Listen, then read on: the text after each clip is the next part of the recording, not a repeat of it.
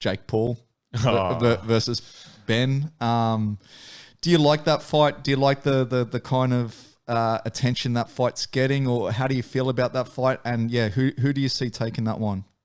Yeah, mate, I probably haven't looked too much into it. I just off little podcasts I've heard or interviews and that, and they do talk. They say Jake Paul's looking like he actually is looking good and doing everything right in the gym. And I know was listening to one of the Joe Rogan ones the other day with talking about Askren. He was meant to do a couple of weeks with Freddie Roach, I think it was, and he only went for the 1 week. So, and apparently he was disappointed that he only went for the 1 week there. So whether he's still putting the work in otherwise or not, I'm not too sure. But I'd love to see Askren win just because the YouTubers are sort of carrying on and sort of, just the way they go about things. But yeah, from what I've heard, Jake Paul, he might actually be half decent. So we'll wait and see, I guess. But I'll go with Askren just because he's an MMA boy.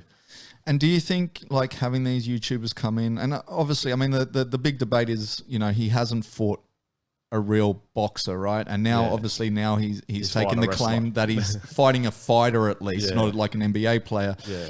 But do you think it's bad for the sport to kind of have these, I guess, celebrity matchups? No.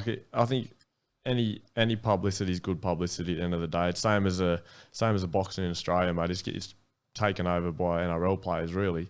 But they're bringing more spotlight to the sport, and then that's so like Zoo, for example, he was undercard in the boxers, the NRL players to start off with, and now he's jumping in and he's taking the main event. So anything gets Brennan is still good. Like I definitely think it's unfair that the real fighters aren't getting the paydays, and the boys coming in that aren't even fighters are getting the paydays. But it's still bringing publicity to the sport and getting everyone's names out there, then it's still a good thing.